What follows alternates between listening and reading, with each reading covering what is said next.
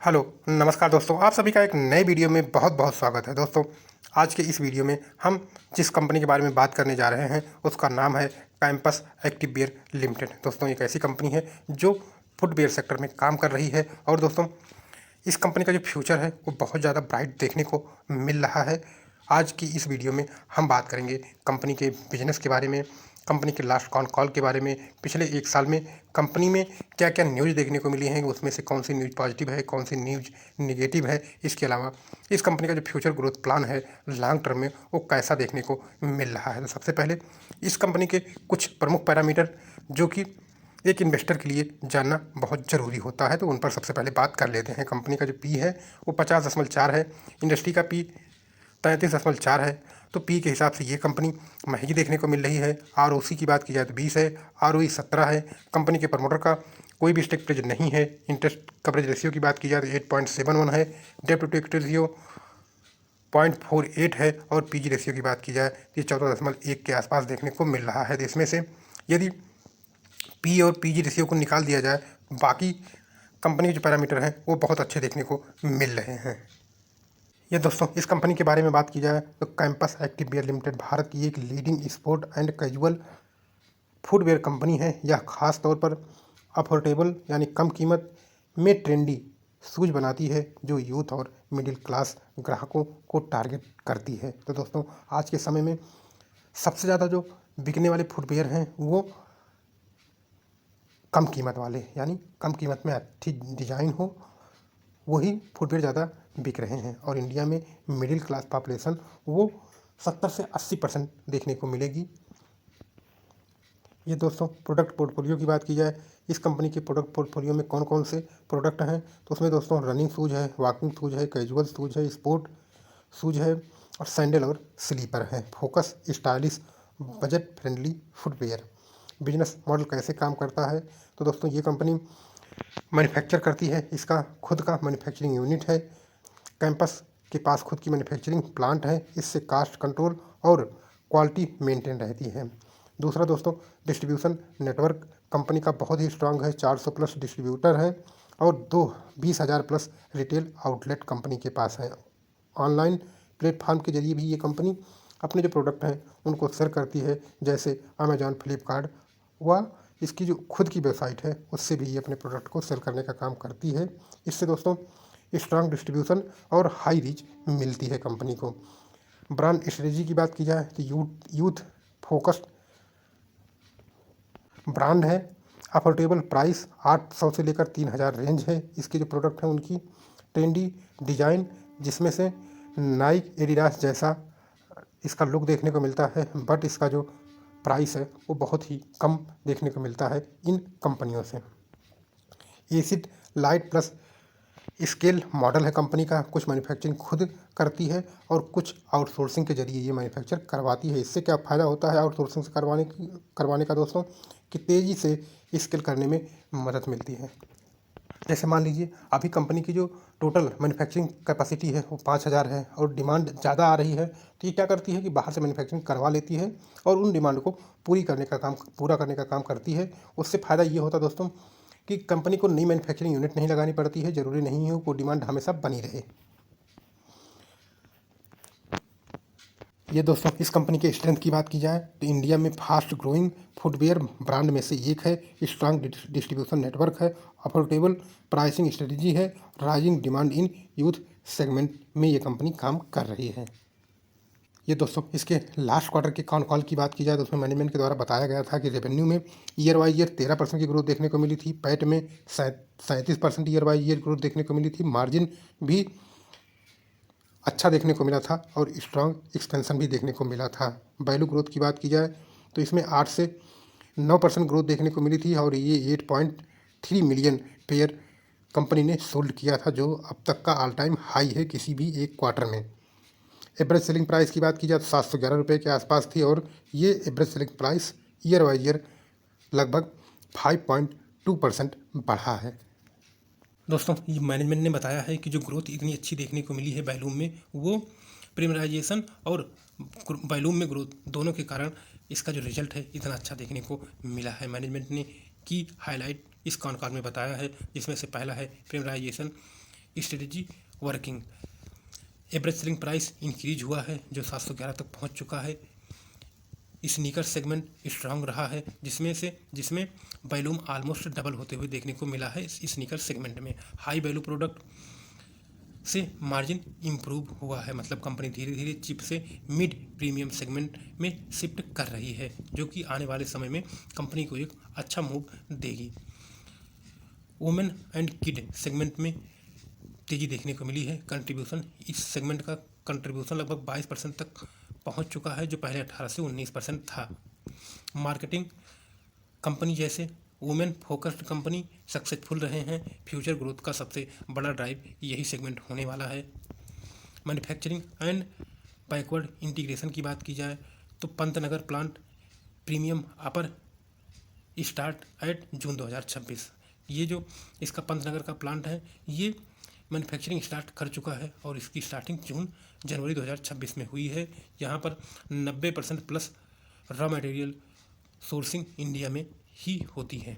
इससे फ़ायदा क्या होगा दोस्तों? कास्ट कंट्रोल रहेगा, बेटर मार्जिन देखने को मिलेगा, सप्लाई चेन इंडिपेंडेंट रहेगा। यहाँ पर मैनेजमेंट ने बात करते हुए बताया कि कंपनी ने एक न्यू सेक्टर में एंट्री की है। न्यू कैटेगरी एंट्री में जनवरी 2026 में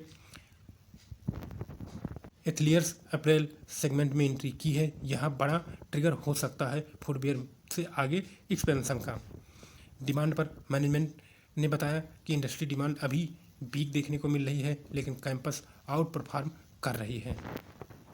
लगातार कंपनी का जो मार्केट शेयर है वो बढ़ता जा रहा है और आगे आने वाले समय में इसमें और भी ग्रोथ देखने को मिलेगी। ये दोस्तों इस कंपनी की पीएनएल की बात की जाए तो आप देख सकते हैं कि जो कंपनी की इनकम है वो लगातार हर साल बहुत अच्छी तरीके से बढ़ रही है, यानी इसकी इनकम में कोई भी गिरावट देखने को नहीं मिल रही है। कंपनी की इनकम लगातार बढ़ रही है और टीटीएम में ये ऑल टाइम हाई के आसपास देखने को मिल रही है। नेट प्रॉफिट की बात की जाए तो नेट प्रॉफिट में भी एक अच्छी ग्रोथ देखने को मिल रही है और नेट प्रॉफिट बीच बीच में तो गिरा है, लेकिन अभी ऑल टाइम हाई पर देखने को मिल रहा है टीटीएम में। यदि कंपाउंड सेल्स ग्रोथ की बात की जाए तो कंपनी का कंपाउंड सेल्स ग्रोथ बहुत ही अच्छा देखने को मिल रहा है, जो कि एक मजबूत डबल डिजिट ग्रोथ दिखा रहा है। कंपाउंड प्रॉफिट ग्रोथ की बात की जाए तो यहाँ पर थोड़ा सा एक डिप देखने को मिलेगा, जो अभी आपको पीएनएल में देखने को मिला था। रिटर्न ऑन इक्विटी की बात की जाए तो कंपनी का जो रिटर्न ऑन इक्विटी है वो भी बहुत ही अच्छा देखने को मिल रहा है। बैलेंस शीट की बात की जाए तो कंपनी के पास रिजर्व 641 करोड़ का है और बोरिंग की बात की जाए तो बोरिंग 381 करोड़ के आसपास देखने को मिल रही है, यानी कंपनी की जो बैलेंस शीट है वो भी काफ़ी स्ट्रांग देखने को मिल रही है। यदि शेयर होल्डिंग पैटर्न की बात की जाए तो प्रमोटर के पास 72.11% का स्टेक है। एक क्वार्टर पहले 72.13% था। यहाँ पर प्रमोटर ने एक हल्की सी सेलिंग की है। एफआई के स्टेक की बात की जाए तो एफआई का स्टेक इंक्रीज हुआ है। एक क्वार्टर पहले 5.99 था जो बढ़कर 6.15 हुआ है। डीआई के स्टेक की बात की जाए तो 11.82 से घटकर 11.71 हो गया है। और ये पब्लिक के स्टेक की बात किया दोस्तों तो ये 10.06 से घटकर 10.03 देखने को मिल रहा है। तो यहाँ पर कंपनी के शेयर होल्डिंग पैटर्न में कोई बड़ा चेंज देखने को नहीं मिला है। जितना स्टेक प्रमोटर ने सेल किया है उससे ज़्यादा स्टेक एफआई ने बाइंग की है।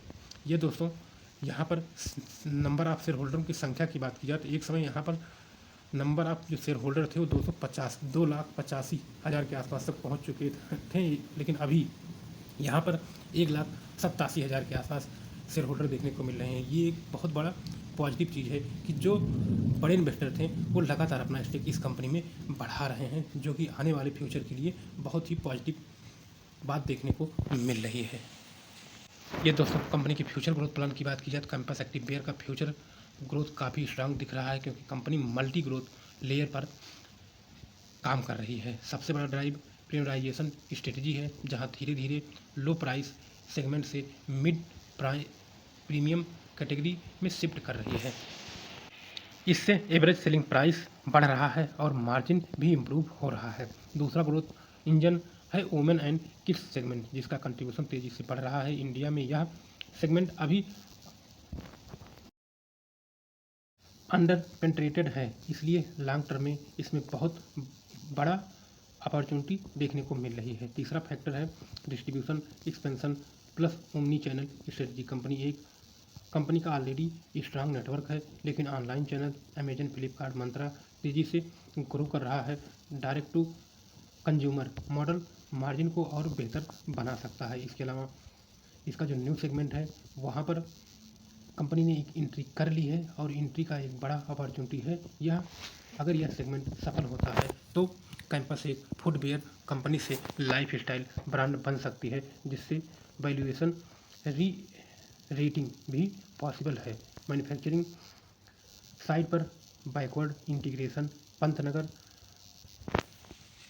पांवटा साहिब प्लांट से कास्ट कंट्रोल और सप्लाई चेन स्टेबिलिटी मिलेगी, जो लॉन्ग टर्म प्रॉफिटेबिलिटी को सपोर्ट करेगा। हालांकि कुछ रिस्क भी है, जैसे जैसे demand flow, competition, Bata, Relaxo, Nike और raw material inflation. Overall Campus activewear एक हाई ग्रोथ कंज्यूमर ब्रांड है जो अगले 3 से 5 सालों में स्ट्रांग ग्रोथ डिलीवर कर सकती है, खासकर अगर प्रीमियराइजेशन और न्यू कैटेगरी सक्सेसफुली स्केल होती है तो दोस्तों ये था कंपनी का फ्यूचर ग्रोथ प्लान। अब दोस्तों बात करते हैं पिछले 1 साल में कंपनी में कौन कौन सी न्यूज़ देखने को मिली है। सबसे पहली न्यूज़ जुलाई 2025 में देखने को मिली थी।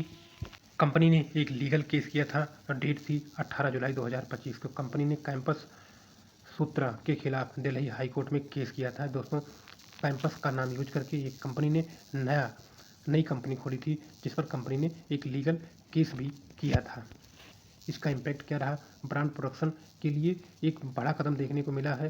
कंपटीशन से ब्रांड आइडेंटिटी सुरक्षित करने की कोशिश कंपनी के द्वारा की गई थी और इसमें कंपनी को काफ़ी हद तक सफलता भी मिल चुकी है। दूसरी न्यूज़ मार्च 25 में देखने को मिली है, जो कि 200 स्टोर माइलस्टोन डेट थी मार्च 2025। कंपनी ने अपना 200वां एक्सक्लूसिव स्टोर कोच्चि लुलु मॉल में खोला था, जो कि कंपनी के लिए बहुत बड़ा अचीवमेंट था। नवंबर में दोस्तों Q3 FY26 का रिजल्ट घोषित किया गया था, जहां पर प्रॉफिट और रेवेन्यू दोनों में ग्रोथ देखी गई थी। जनवरी 2026 में एम्प्लॉय को 62,873 शेयर अलॉट किए गए थे। इसका इम्पैक्ट ये रहा कि एम्प्लॉय मोटिवेशन और रिलेशनशिप बेहतर हुआ है। लॉन्ग टर्म ग्रोथ अलाइनमेंट मिला है इससे कंपनी को। जनवरी 2026 में इसने Q3 FY26 का रिजल्ट घोषित किया था, जो कि बहुत ही अच्छा देखने को मिला था। तो यहाँ पर दोस्तों कोई बहुत ज़्यादा न्यूज़ देखने को नहीं मिली है, लेकिन जो भी न्यूज़ देखने को मिली है वो पॉजिटिव न्यूज़ ही देखने को मिली है। तो दोस्तों आज की इस वीडियो में इतना ही। मिलते हैं नेक्स्ट वीडियो में, तब तक के लिए बाय बाय।